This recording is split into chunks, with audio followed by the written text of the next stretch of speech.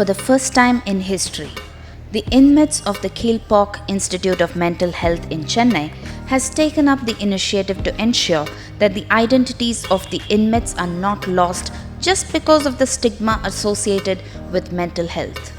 A whopping 168 inmates with mental disorders will now be exercising their franchise after at least a decade, if not for the first time. 18 வருஷம் வச்சு போகிறாங்க.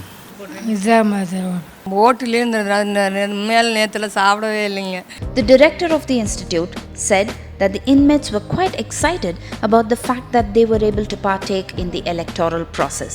They are like very enthusiastic, and for me itself, when I say me, it is not only about me, but all the doctors who are with me.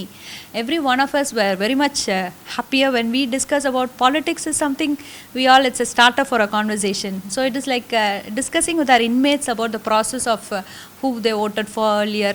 It's not like private this thing. If they wanted to tell, they told us, but what they have voted, every one of them some had been now is the first time voter. For some, they have voted it in their places, in their native places, and the voting machine is new.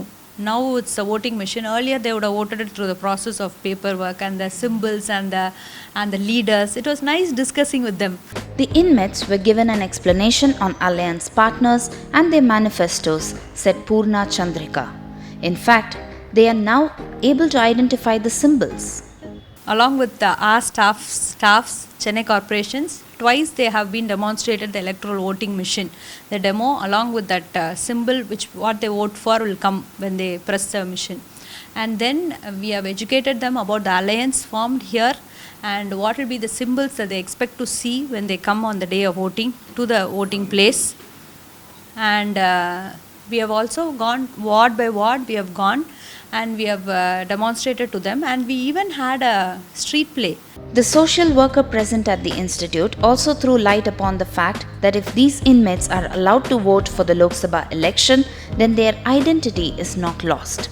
She said that the inmates can then open a bank account, which had been impossible earlier.